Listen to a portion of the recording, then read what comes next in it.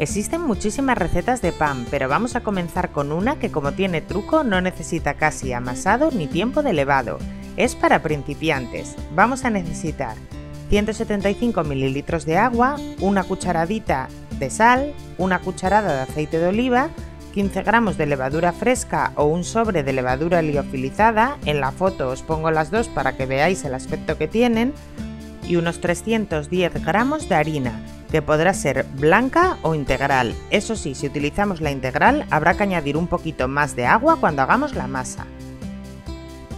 Y como ingredientes opcionales podemos utilizar semillas de sésamo, semillas de lino, semillas de amapola, pipas de girasol, salvado integral de trigo, copos de cebada, copos de avena, nueces, lo que queramos.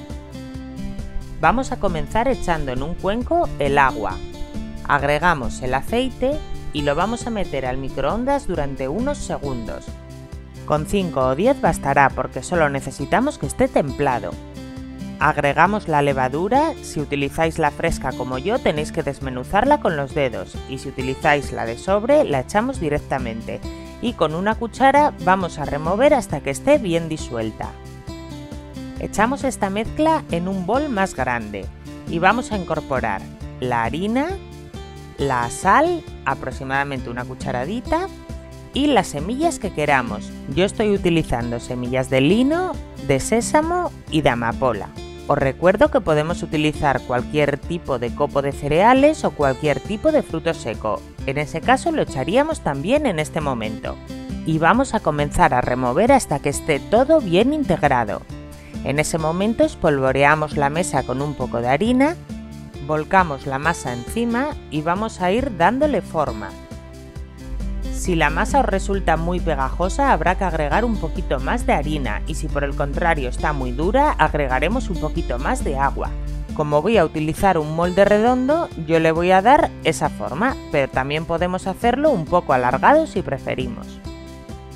Y aquí es donde viene el truco de esta receta. Vamos a hornearlo dentro de un molde de cristal apto para horno y que tiene que tener tapa porque queremos que se cree vapor dentro mientras se hornea.